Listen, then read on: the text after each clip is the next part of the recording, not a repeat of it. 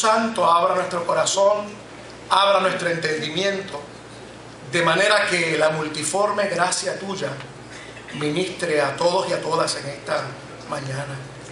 Gracias por la vida que nos has dado, porque hemos visto un nuevo día y estamos agradecidos de este día, Señor. Este es el día que tú has hecho. Gracias, Padre, en el nombre de Jesús. Amén. Quiero invitarle para que abra su Biblia conmigo en el Salmo 133. Perdóneme, 33. Salmo 33. Y hay un verso que quisiéramos tener como base para nuestra reflexión en la mañana de hoy.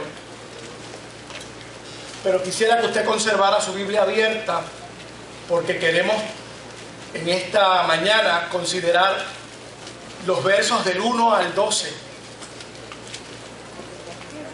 de este salmo tan hermoso. A la gloria de Dios Padre, Dios Hijo y Dios Espíritu Santo. Las Sagradas Escrituras dicen así, en el Salmo 33, verso 12: dichosa la nación cuyo Dios es el Señor, el pueblo que escogió por su heredad. Las cosas negativas son las que se nos pegan. Las cosas, ideas, sentimientos, imágenes, que muchas veces no tienen nada que ver con la motivación necesaria que tenemos para vivir el día a día con energía, con positivismo. Esas ideas, repito, imágenes, son las que muchas veces están presentes en nosotros. ¿Cuántos nos acordamos de Hugo? O por lo menos escuchan hablar del huracán Hugo. ¿Cuántos nos acordamos del huracán George? ¿Cuántos nos acordamos del fuego del Dupont Plaza? ¿Cuántos nos acordamos de la situación aquella mañana, era como las 10 de la mañana, 10 y algo, del 911? Son ideas, son situaciones, experiencias que como colectivo, que como pueblo, que como iglesia vivimos y no se nos olvidan. Están presentes ahí. Algunos dicen que pueden permear, es decir, que pueden afectar más de la cuenta dependiendo de muchos factores. Dependiendo del individuo, cómo reaccione ante esos eventos, dependiendo de lo que vivimos diariamente, de esas experiencias. Pero ciertamente es que si nosotros hiciéramos un ejercicio en esta mañana y comenzáramos a decir cuántos se acuerdan de la experiencia negativa de esta semana, posiblemente tendríamos muchas manos. Y si hiciéramos el mismo ejercicio diciendo cuántos hermanos o hermanas, e inclusive personas que están a través de la radio y el internet, se acuerdan de la mejor experiencia que han tenido en esta semana, usted vería menos manos y menos tiempo en reaccionar, porque tendríamos que pensar cuál de ellas. Muchas veces, no necesariamente porque han ocurrido muchas experiencias buenas o hemos vivido muchas experiencias buenas, es que lamentablemente lo que se nos queda en el corazón, en la mente, en nuestras emociones, inclusive en el recuerdo, en la memoria, son las malas experiencias, las malas ideas, los malos momentos. La actividad que realizamos en el día de ayer, que comencé dándole gracias al Señor por ella, en el Antiguo Testamento tenía que ver con esto de las malas ideas y malos pensamientos y de las malas situaciones. El pueblo se convocaba ante Dios para recordar lo bueno que había sido Dios. Y ahora les pregunto, a ver si más o menos algunos transitan por esa área donde tengo que transitar todos los días. Aquellos que han pasado por ahí, frente al Oso Blanco, ¿han visto algo distinto?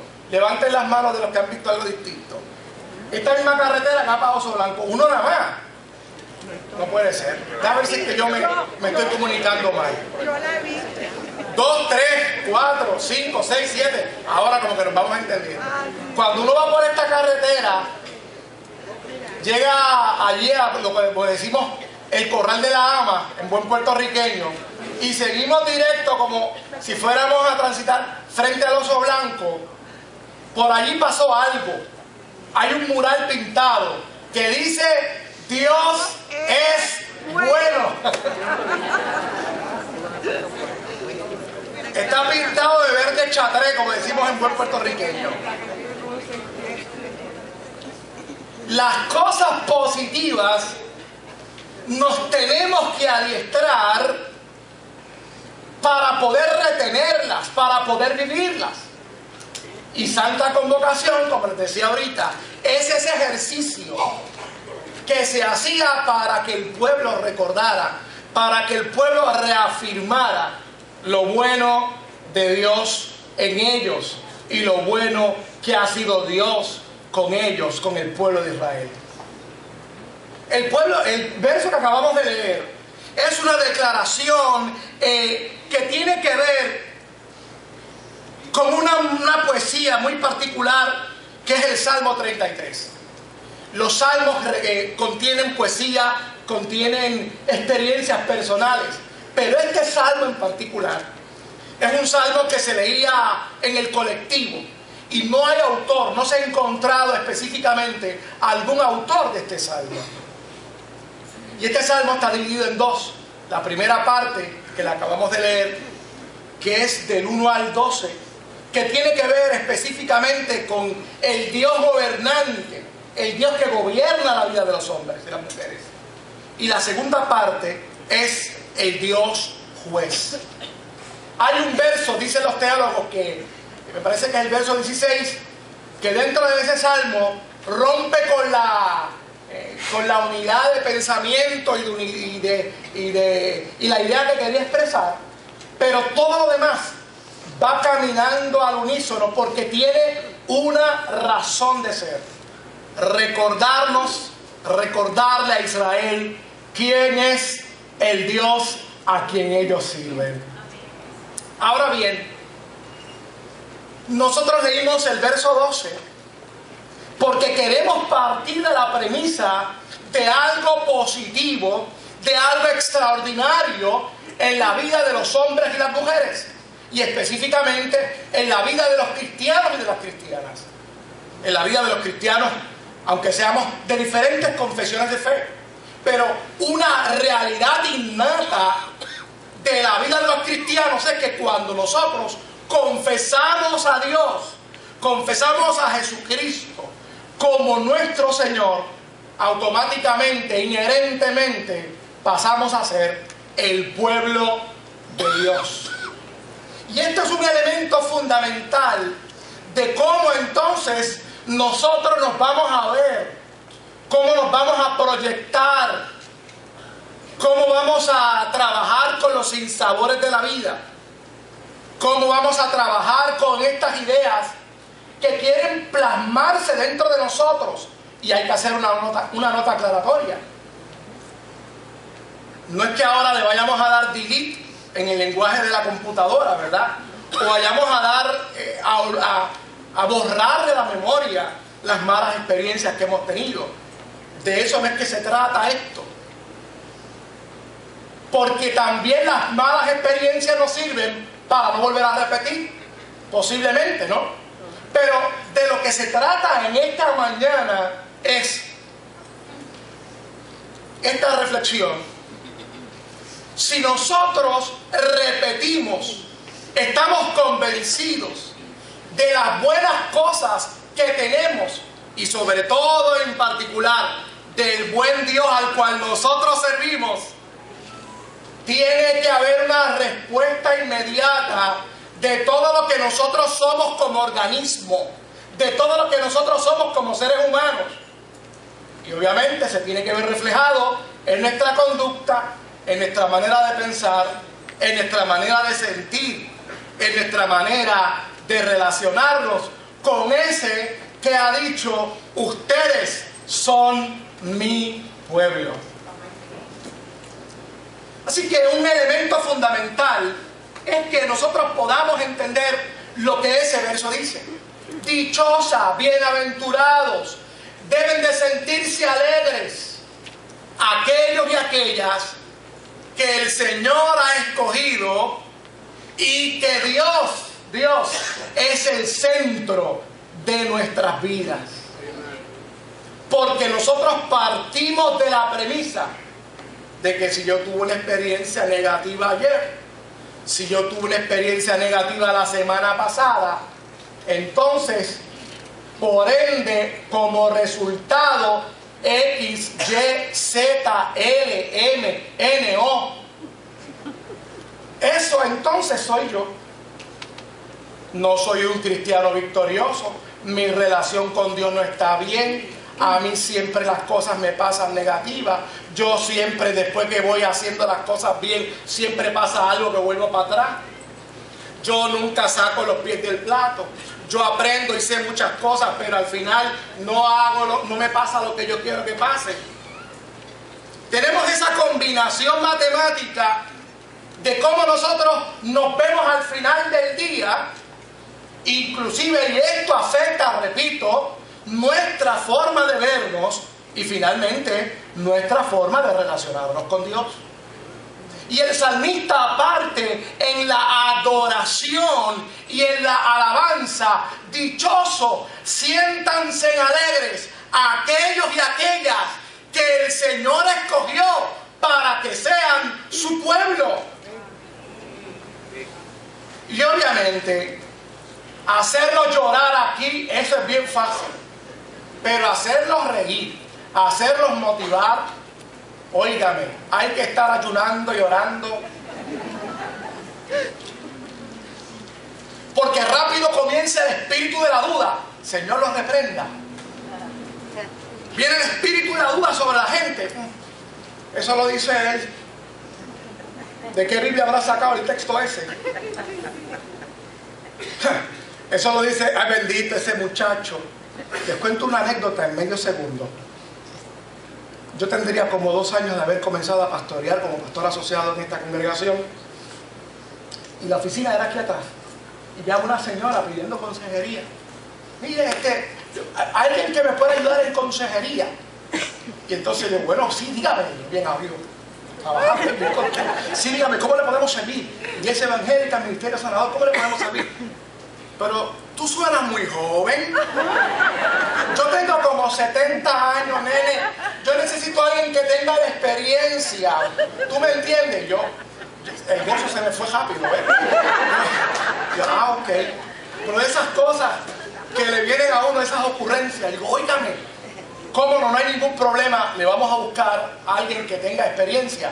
Le voy a pasar con la secretaria, pero antes de que usted vaya a enganchar, permítame regalarle algo. La próxima vez que Cristo vaya a morir en la cruz del Calvario, le dice, no muera por mí porque usted es muy joven, porque él tenía 33 años. Dios le bendiga, muchas gracias. Le paso con la secretaria.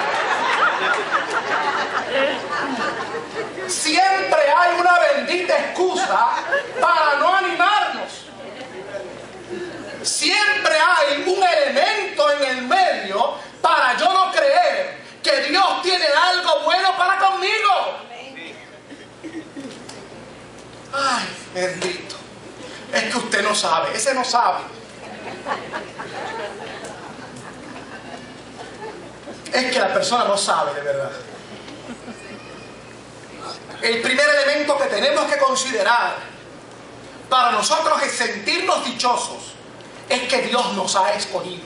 El apóstol Pablo aclara lo siguiente en Efesios 1 del verso 4 al 5 y dice lo siguiente: Dios nos escogió en Él antes de la creación del mundo para que seamos santos y sin mancha delante de Él. En amor nos predestinó para ser adoptados como hijos suyos por medio de Jesucristo, según el buen propósito de su voluntad. Esa es la intención de Dios, escogernos desde antes de la fundación del mundo. Todo aquel y toda aquella que vienen ante Él, que buscan su rostro, que quieren tener una relación con Él, automáticamente que se enlistan, automáticamente que declaran que Jesucristo es el Señor, caen dentro del plan eterno. Es que muchas veces con esta forma de pensar negamos la eficacia y el propósito de Dios. Mire usted lo que dice el apóstol Pablo finalizando esos 2 versos. En amor nos predestinó para ser adoptados como hijos suyos por medio de Jesucristo, según el buen propósito de su voluntad.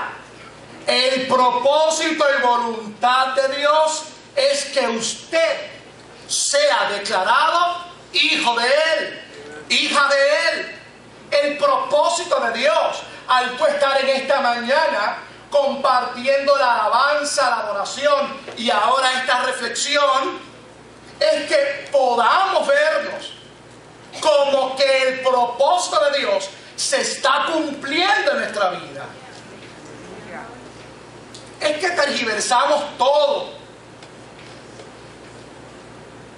Si el lente está sucio, todo lo que se ve para afuera está sucio. ¿Se acuerdan el ejemplo que dio el pastor Román? De aquel que tenía las sábanas limpias, perdón, que las tenía sucias, y cuando lavaron las ventanas era que las ventanas llevaban como 2 años sin lavar. En la medida en que nosotros trabajamos con la realidad de lo que es Dios, porque muchas veces nos encanta trabajar con nuestra realidad para entonces cambiar las cosas. Repito otra vez eso. Nos encanta cambiar la realidad nuestra para entonces nosotros llegar a una conclusión y entonces decir, Dios es bueno. Entonces decir, yo soy pueblo de Dios. Entonces decir, yo soy dichoso. Yo soy bienaventurado. Yo sí que estoy en el momento y en el propósito de Dios. Tiene que ser al revés. Tiene que comenzar primero a declarar quién es Dios, para que entonces el Espíritu de Dios venga sobre tu vida, convenza tu mente, convenza tu corazón, tus emociones y todo lo que tú eres, y tú puedas confesar y vivir como que eres un hijo y una hija de Dios. Sí, Señor. Pero ¿dónde está eso? La Biblia dice, por fe andamos y no por vista. La Biblia dice que nuestra relación con Dios es una relación de fe. Pero nosotros queremos cambiar al inverso. Es como leía un comentario de una persona que decía, y era una crítica directa a aquellos que creemos en los milagros y en los portentos de Dios en el siglo XXI. Y él decía, esa gente que siempre está buscando portentos y milagros, cuidado con ellos porque no tienen fe nada. Así es un guame creer después de ver un milagro. Así es un guame creer. Solo tienen fe nada. Tienen que siempre estar buscando milagros para creer. Y dije, sí, pero no. Porque la manera de nosotros mirar los portentos de Dios para la vida de los hombres y las mujeres no es que se tienen que realizar para creer, sino como una manifestación de su amor, de su compasión y su misericordia. Y creemos que ese Dios es poderoso para hacerlo hoy día. Pero nosotros tenemos que estar convencidos, en primer lugar, y por eso estamos repitiendo en esta mañana, que el Dios Todopoderoso nos ha llamado, que el buen propósito de Dios es que usted y yo seamos sus hijos, seamos su pueblo. Primera de Corintios 1, del 26 al 31, dice de la siguiente manera: pues mirad, hermanos, vuestra vocación, que no sois muchos sabios según la carne, ni muchos poderosos, ni muchos nobles, sino que lo necio del mundo escogió Dios para avergonzar a los sabios, y lo débil del mundo escogió Dios para avergonzar a los fuertes. Y lo vil del mundo y lo menospreciado escogió Dios, y lo que no es para deshacer lo que es, a fin de que nadie se jacte en su presencia. Mas por Él estáis vosotros en Cristo Jesús, el cual nos ha hecho por Dios. Mire lo que nos ha hecho. Mire lo que usted es en Cristo. Sabiduría, justificación, santificación y redención. Para que, como está escrito, el que se gloríe, gloríese en el Señor. Pablo quiere decir que los estándares del mundo usted no los puede utilizar para entonces comenzar a verse como hijo de Dios, como victorioso, como que el Señor está a su lado, como que las promesas de Dios son para usted, como que usted recibe tantos problemas como el otro. Porque hay veces que creemos que somos nosotros los únicos que recibimos problemas. No se lo decimos a nadie, pero no los creemos. ¿Usted entendió eso? No le decimos a nadie, yo soy el único que recibo problemas, pero vivo como si así fuera. Reacciono como si así fuera. Y usted lo puede palpar y ver.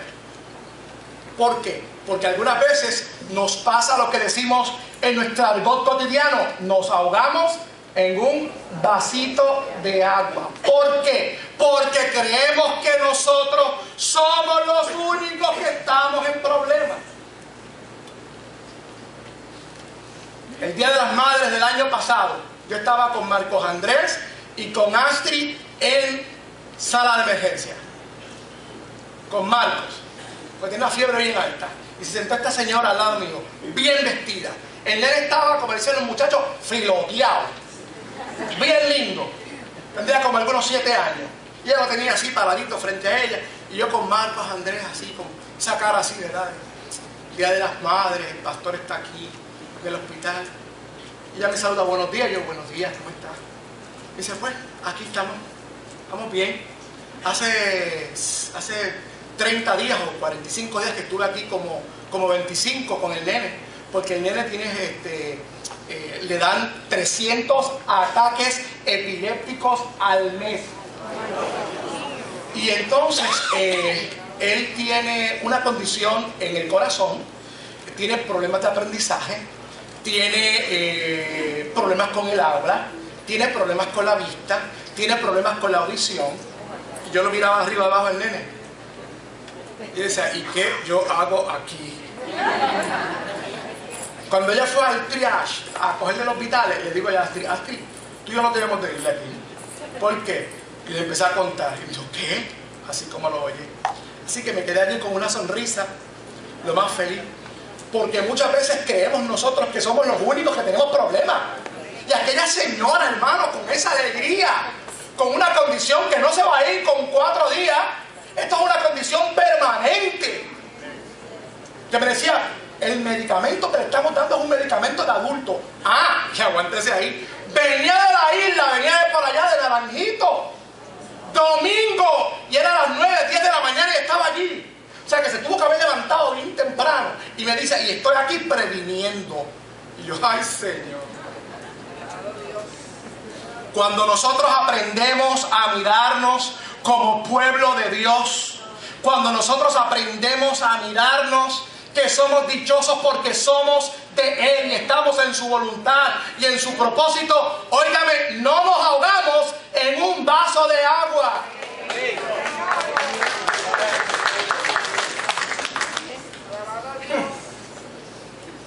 Rick Warren, para los que no saben, y lo puedo